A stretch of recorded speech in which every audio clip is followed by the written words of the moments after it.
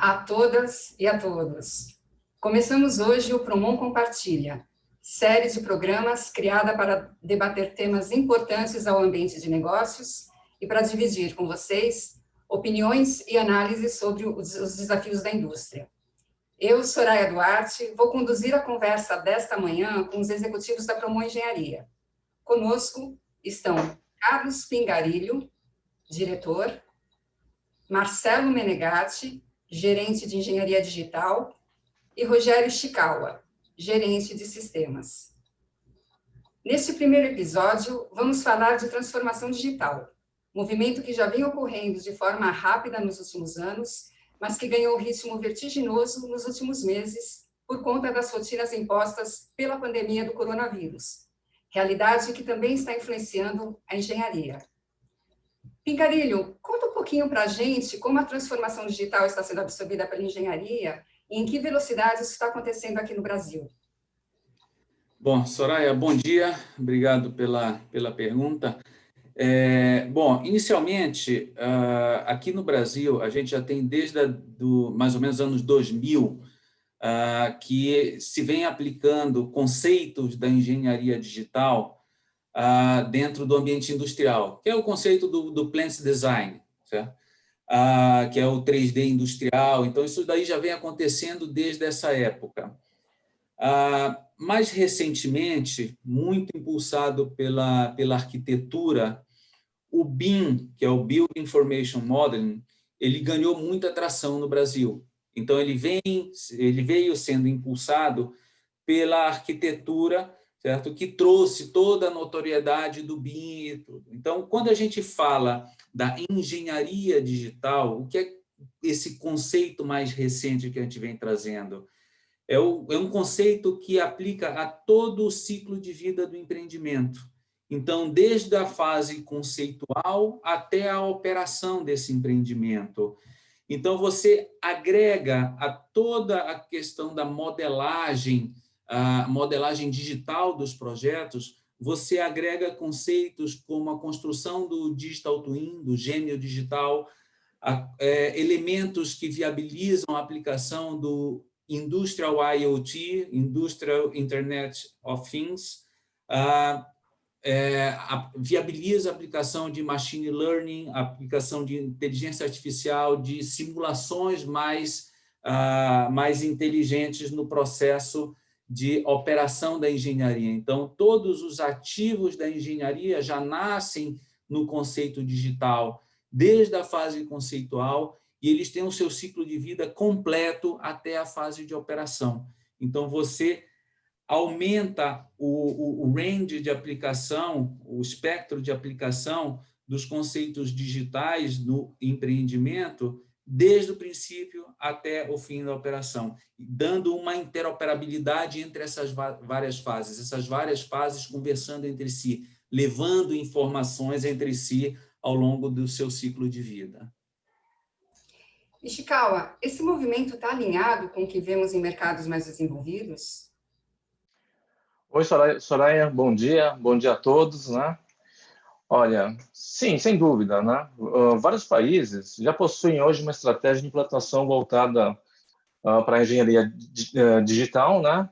No Reino Unido, por exemplo, todas as contratações públicas obrigam o uso da metodologia BIM já desde 2016, se eu não me engano.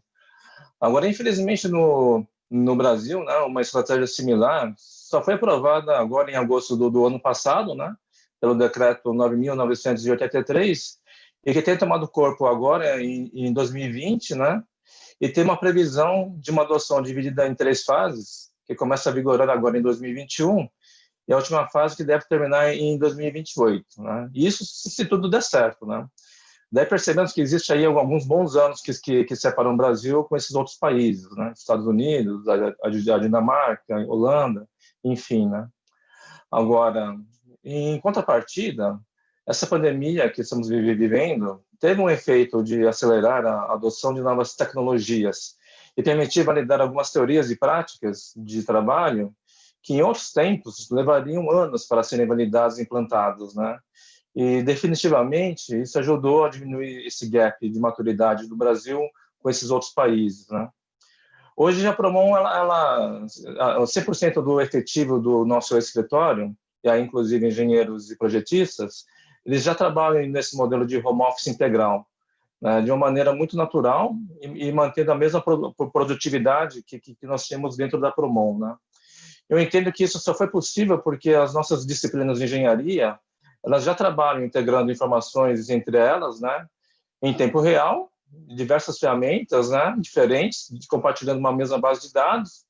Então, elas conseguem se manter trabalhando de forma remota, conectando essas equipes remotamente, né, com a mesma qualidade, né, e com a mesma produtividade que antes. Bom, agora, Menegatti, o Ishikawa comentou, né, com a gente que esse contexto, né, de pandemia acelerou novas tecnologias. Então, fala um pouquinho para a gente, na sua visão, qual é a proposta de valor da engenharia digital? Acho que complementando o Ishikawa e o próprio Pinga, o conceito, um dos principais conceitos da engenharia digital é o uso da informação ao longo de todo o ciclo de vida do empreendimento, né? Então, antigamente a gente, ou ainda atualmente, parcialmente, a gente faz o projeto voltado para a construção, para a construção do empreendimento, e depois ele é meio que arquivado lá, né? Acho que o conceito mudou bastante nesse sentido, porque a informação que você gera ali pode ser, vai ser, tende a ser muito útil na operação da planta, né? Então, assim, para colocar nos 3 tempos, né? Durante o projeto, eu acho que o uso de ferramentas digitais para elaborar ganha-se em assertividade, na comunicação entre as equipes, na velocidade de tramitação de informações entre as equipes e as disciplinas, né? Transparência da informação, possibilidade de simulações e uma série de outras ferramentas que podem ser usadas dentro desse ambiente, né?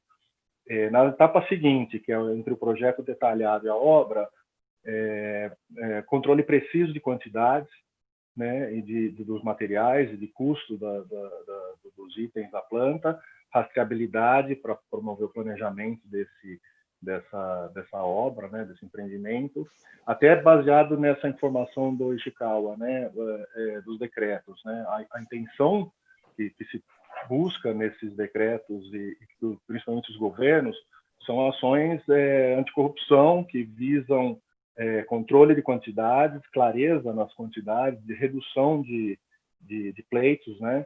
Então é um ponto ali que o que está ali está ali. Diferente de uma interpretação, desenho de linhas pode causar, um modelo digital não é para ter muita dúvida sobre o que é escopo, o que não é escopo. Normalmente uma discussão grande, né, nesse tipo de projeto. E finalmente a terceira etapa, quando operando a planta, o cliente operando a planta dele lá na frente, ele pode promover simulações rapidamente, sem precisar desarquivar papel ou PDFs ou digitais, vamos dizer digitais assim, mas o desenho burro, vamos chamar assim, mas ele tem o modelo vivo na frente dele, que ele pode usar para fazer uma inspeção, para mostrar um novo funcionário, fazer um treinamento para entrar numa área, por exemplo. Usa-se óculos, usa-se realidade aumentada, um monte de tipo de coisa para evitar um cuidado, um risco maior, né, para os funcionários. Então, no ambiente virtual tem dezenas ou centenas de aplicações possíveis, muitas delas já existem, outras a engenharia ainda está descobrindo, ainda está implementando e junto aos clientes, acho que muito mais coisas vão acontecer por aí. Por isso que eu acho que os maiores beneficiários, apesar da cadeia toda se fazer um bom uso disso é bom para todos, mas quem vai se beneficiar bastante com a implementação plena desse tipo de ferramenta é o usuário final, são os clientes finais. E você comentou das aplicações, né? Você teria alguns exemplos práticos para contar para a gente? Não, sim, o próprio modelo, como o Pinga falou, o modelo BIM é um precursor, vamos chamar assim, ou uma complementação. É complexo a gente ter que definir uns termos nesse momento, né? Ainda está em desenvolvimento, mas a engenharia digital tem um vínculo muito forte com o próprio BIM, né? Eu acho que ela dá mais ênfase, não ao modelo em si, né, os objetos tridimensionais, que seja, mas ao I da informação, né, do termo BIM, né? Então, usos mais aprofundados desse I. Quais?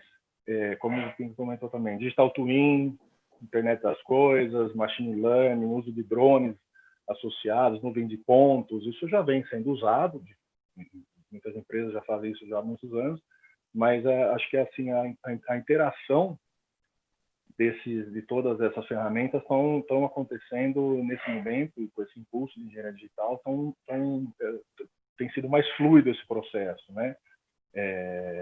Design generativo também, que tem sido uma outra tecnologia associada que tem trazido bons resultados, tem sido exemplo em vários eventos.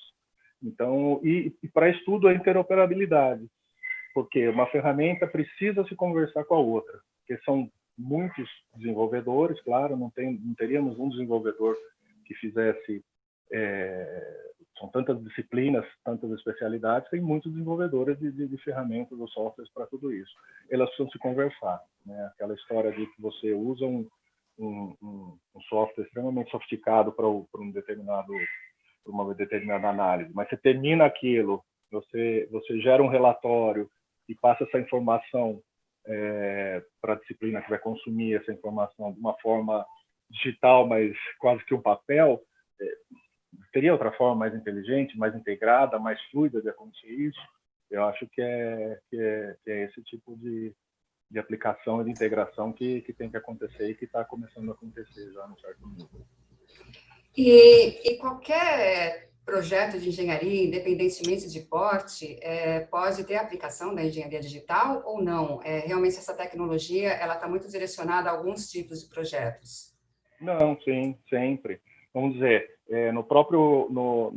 em arquitetura, né? Você tem oportunidades em projetos pequenos, de uma residência que você já vê muito uso, né?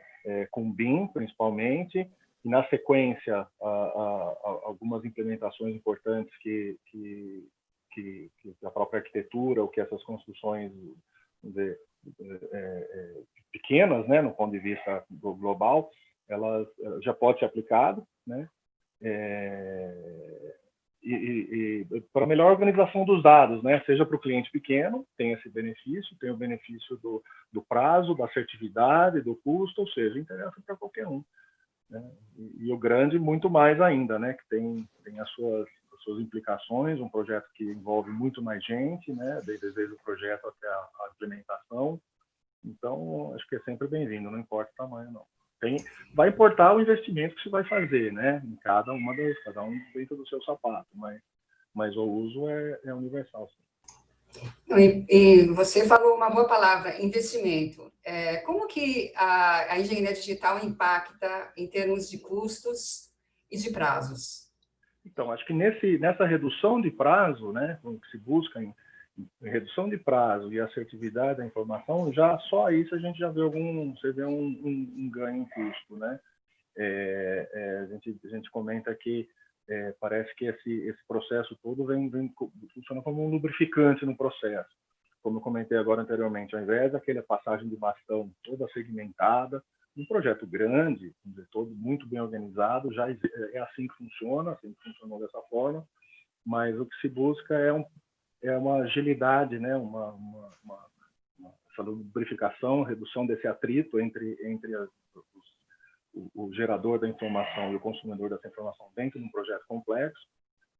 Isso por si só tende a comprimir cronogramas sem não aquela compressão de cronograma, vamos dizer, com redobramento de esforço das equipes. Não é nessa, assim, é alguma coisa que tem acontecido, que deve acontecer naturalmente, como o próprio resultado do processo, né? Acho que é isso. Em fase de operação e manutenção, lá no final, durante o final do ciclo de vida do empreendimento, também essa centralização das informações facilita a condução da planta, seja ela qual for, até em termos de tamanhos de equipe, preparação de equipe, manutenção das informações, não fica aquilo que está na casa, isso aí pergunta para o fulano que ele tem essa informação. Não, a informação, você fica sempre dependendo de pessoas, né? nesse caso, busca-se que a informação seja disponível para todos, desde um condomínio, eu diria, quando às vezes troca um zelador, uma parte daquele conhecimento, ou o síndico do prédio, uma parte vai embora junto. Acho que, só para dar um exemplo claro, né, que é bem interessante isso, a ideia é que aquilo seja compartilhado, usado por todo mundo de forma mais fluida, né? Acho que já tem um ganho só nisso. Bom, Ishikawa, vocês estão contando, né, para a gente aí todas as inovações que a questão da engenharia digital tem trazido. O próprio Menegatti, né, falou muito de como toda a tecnologia vem impactando o planejamento e processos. Na sua opinião, como que o mercado vem recebendo essas inovações? Olha, Soraya, as inovações geralmente são muito bem aceitas pelo mercado de engenharia como um todo, né? Acho que essa questão da busca desses profissionais em conhecer novas tendências, tecnologia, ferramentas, né, para ganho de produtividade, é uma coisa que o mercado já ele é muito voltado aí para pesquisa e desenvolvimento, né? Agora eu vejo assim que por parte aqui das projetistas e das empresas existe aqui uma certa dificuldade só quando a gente começa a pensar em integrar essas novas tecnologias, essas novas ferramentas entre as diversas disciplinas, né? Porque de fato hoje cada uma delas já tem um modus operandi, uma forma de trabalhar e muitas vezes elas são auto-organizadas, né? Então daí para você mexer com o processo de trabalho, né, de todas essas equipes, para que elas trabalhem em conjunto, é natural que gere algum desconforto inicial, né? A Promon já enfrentou esse desafio antes, mas e superamos essa barreira já tem algum bom tempo, né? Agora eu vejo que hoje o mercado ele ainda tem uma cultura muito forte, que até como o Menegatti já comentou, voltada somente para a entrega de documentos, né? E não uma percepção de que um conjunto de informações, uma base de dados, elas podem vir a ser muito úteis nessas fases de operação e manutenção, né? A gente tem mais qualidade, menos custos, né? Uma operação com mais segurança, né? E que a gente faça um melhor acompanhamento da planta ao longo do ciclo de vida. Eu entendo assim que quando o mercado ele capturar esses benefícios, aí teremos uma adoção maior pela engenharia digital. E você acha que há setores que aderiram melhor a esse modelo de engenharia digital? Sim, né? Bom, de forma geral, a gente pode afirmar que o setor aí de real estate tem um excelente nível de adoção, né? Eles já usam fortemente ferramentas 3D, eles possuem plantas inteligentes, né, com IoT, como o Pinga ele comentou, né, conectando dispositivos móveis e equipamentos, uso massivo de realidade virtual e realidade aumentada, né. Eles já fazem essa integração de informações no desenvolvimento dos seus projetos, né, tecnologias como drones, impressão 3D, enfim, é um setor que investe muito pesado nessas tecnologias da indústria 4.0, né. Aí depois a gente vê aí o setor industrial, que eu entendo que, dependendo do segmento, a maturidade pode ser maior ou menor, né? Por exemplo, plantas complexas de óleo e gás, químicas e petroquímicas, né? Já fazem uso de ferramentas digitais e processos voltados a BIM há muitos anos, né? Diferente de um segmento de agro, por exemplo, que tem começado ao uso recentemente, né? E aí, por fim, o setor de infraestrutura, que a gente entende que está começando a experimentar a engenharia digital um pouco mais, mas que existe aí uma demanda reprimida ainda, né? Eu entendo também que as ferramentas elas não são tão, entre aspas, desenvolvidas como no setor industrial, mas é um mercado que deve crescer muito, né? Impulsionado bastante aí, se Deus quiser, pelo Comitê BIM de Infraestrutura, criado recentemente, né? E que ele passe a exigir requisitos BIM para as próximas contratações públicas a partir do ano que vem. Bom, se o mercado vem recebendo bem as inovações, né, e se tem setores que a adoção da engenharia digital já está em um processo mais adiantado, na sua visão, quais seriam os desafios para que essas tecnologias ganhem mais espaço? tem vários desafios aqui, eu vou tentar elencar algumas, né? Uma delas, eu acho que é a questão que a gente até comentou antes, que é do amadurecimento do mercado como um todo, né? Para que os clientes, de fato, eles entendam, né, esses benefícios que o BIM traz, financeiros e qualitativos, né? E passem a exigir, independente dos órgãos, né, projetos dessa natureza, né? Para que empresas e projetistas se comprometam e busquem atender essas necessidades com mais qualidade, com mais inovação, né, e diminuindo cada vez mais os custos, né? Que o nosso governo seja, de fato, um agente regulador, né, exigindo requisitos mínimos voltados para os conceitos do BIM, né? Que a formação dos nossos engenheiros, né, incluam aí algumas disciplinas de TI, né? Porque hoje, de fato, o engenheiro que conheça, como o Pinga comentou, né, inteligência artificial, um pouquinho de machine learning, big data e desenvolvimento Python, por exemplo, né, essa pessoa estará muito mais preparada para essa nova realidade e vai contribuir, de fato, muito mais com a evolução da engenharia nesse novo cenário que se apresenta, né? E aí, por último, mas não menos importante, eu acho que é a questão da recapacitação da mão de obra atual, né? Que é uma mão de obra que possui muito conhecimento, tem um track record gigantesco, experiência, né? E esses atributos, eles são um diferencial gigantesco. Associado com conhecimentos dessas novas tecnologias, né? Isso vai fazer a diferença desse mercado que está cada vez mais acirrado, não só com concorrentes nacionais, né? Mas como empresas de outros países, e que já trabalham com esse novo modelo digital há muito mais tempo que a gente. Eu complementaria até, Soraya e Rogério, se me der licença, a questão... Eu tirei do mudo? Tirei. A questão da academia, né? Acho que tem um gap ainda que precisa ser preenchido. Que a gente às vezes tem umas surpresas que a turma nova que chega, que é uma cabeça aberta para isso, gosta disso, mas ela não vem com essa visão, né? Então acho que precisa voltar um pouquinho. Tem cursos específicos, tem professores, a gente conhece alguns aqui bastante focados nesse tipo de tecnologia, mas ainda eu vejo como ilhas, como conceito geral. Às vezes a gente recebe aí a turma, o pessoalzinho novo aí ainda não ouviu falar de certas coisas que deveriam ter ouvido falar na universidade, sabe? Sem dúvida.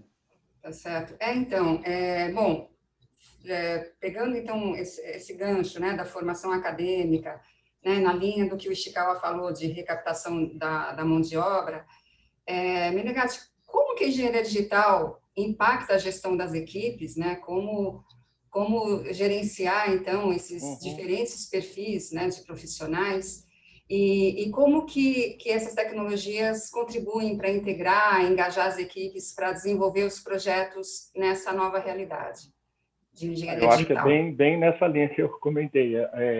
Esse público, essa geração atual, às vezes, se eu não me engano, ela é tecnológica, ela gosta de tecnologia, ela nasceu aí com redes sociais e com internet a toda, né, todo vapor. Então, é preciso estimulá-los, mostrar que isso existe, e eu acho que eles pegariam pega na veia isso aí e a coisa acontece, que é um estimulante isso, seria um estimulante para eles. Agora, a distância em si não é uma barreira. A gente viu pela própria pandemia, a gente tem experimentado aí, oportunidades, soluções, e as coisas continuam funcionando sem grandes problemas. Então, assim, por quê? E no ambiente digital, o fluxo das informações e a forma como ela é compartilhada ajuda muito mais do que no ambiente físico. No ambiente físico, às vezes, o profissional pode levantar e até ali buscar uma informação com o outro, e no ambiente digital ele não tem essa facilidade, torna-se já quase obrigatório ter uma estruturação, uma forma de trabalhar um pouco mais centralizada e mais fluida, para que você não tenha essa dificuldade de ficar buscando a informação. Certo. Pingarilho, ainda, né, como a gente está comentando, de equipes e gestão de recursos humanos, na sua opinião, qual é o perfil que o profissional que trabalha com engenharia digital deveria ter ou deveria buscar desenvolver? Bom, o primeiro ponto é um engenheiro, Certo? Acho que da engenharia a gente não vai deixar de ter engenheiros, a gente precisa dos engenheiros. Os engenheiros quem consegue, são os profissionais que conseguem gerar os conceitos, gerar as ideias e materializar essas ideias em projetos. Então, esse engenheiro, ele precisa ser um engenheiro um pouco mais multidisciplinar que o engenheiro tradicional. Tradicionalmente, você tinha lá o engenheiro, o químico, o mecânico, o elétrico, o civil. Hoje em dia precisa abrir um pouco mais, entender mais como são as interações entre as várias disciplinas, quais são os impactos do seu projeto nas disciplinas laterais.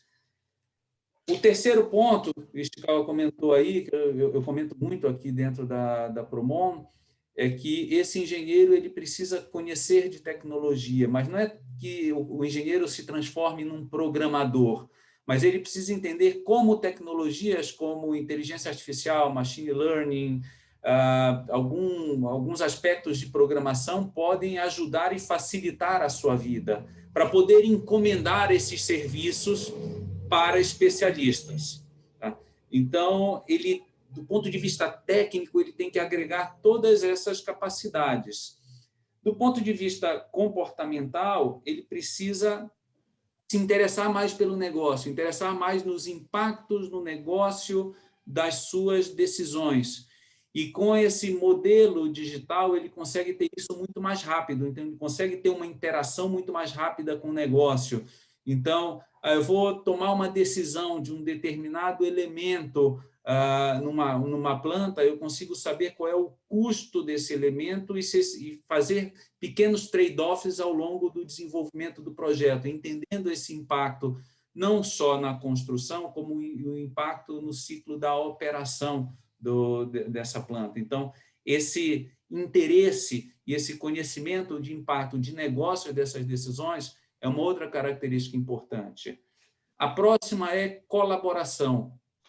O desenvolvimento ele é muito mais paralelo do que serial, do que sempre foi a engenharia. A engenharia sempre foi um processo muito serial. Especialidade A entrega os dados para a especialidade B, que entrega os dados para a especialidade C, para a especialidade D. Hoje em dia, essas especialidades elas se desenvolvem em paralelo. Então, a gente fez um projeto social recente, onde a gente botou todas as especialidades trabalhando ao mesmo tempo.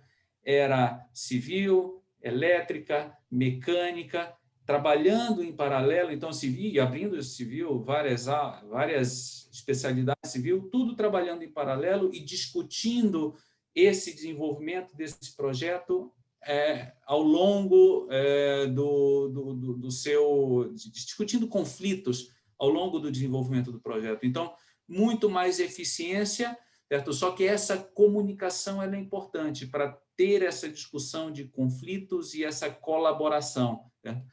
E outro elemento que é válido para todo profissional hoje em dia, que é aprendizado contínuo. A gente está num ciclo de desenvolvimento muito rápido, então, aprendizado e reciclagem é um elemento contínuo na carreira de todo profissional hoje em dia, não menos importante desse nosso engenheiro. Pinga, o nosso tempo já está acabando, então, para a gente finalizar, eu queria te fazer uma provocação. A gente já pode, então, afirmar que a engenharia digital é uma realidade? Ela é uma realidade. Aqui na Promon, isso daí tem sido muito forte junto aos nossos projetos, aos nossos clientes. O que a gente vem tratando com os nossos clientes hoje em dia, nessa fase de convencimento, porque, no fim das contas, a gente tem que convencer um cliente que está habituado a contratar um projeto por A1 equivalente para ele comprar um modelo digital, ele entender o modelo digital e ele entender que esse modelo digital não vai sair mais caro que o A1 equivalente, é simplesmente o modelo com que ele está habituado a enxergar o projeto. Então, essa evolução precisa acontecer e é responsabilidade nossa, enquanto fornecedor de engenharia, ajudar o cliente a fazer essa transição. Tá? E essa transição traz todos esses benefícios de qualidade, assertividade em custo, assertividade em prazo, certo? E redução de conflitos entre disciplinas, redução de conflitos entre as áreas ao longo do projeto e conflitos entre fornecedores também, que no fim das contas viram os pleitos que acabam gerando todos os problemas que surgem nos projetos, muitos dos problemas financeiros vêm nessa linha. Então, muito mais assertividade para a redução desses conflitos todos. Então, é uma realidade e que é responsabilidade nossa de ajudar a fazer essa transição. Muito bem. Bom, este primeiro episódio do Promon Compartilha vai ficando por aqui. Agradeço muito a presença do Pingarilho, do Menegatti e do Ishikawa, e a todas e todos que nos acompanharam nesses minutos. Teremos novos episódios, e todos vocês já estão convidados para estarem conosco nessas ocasiões. A programação será divulgada pelos canais da Promon Engenharia nas redes sociais. Muito obrigada a todas e a todos, e até o próximo Promon Compartilha. Muito obrigado.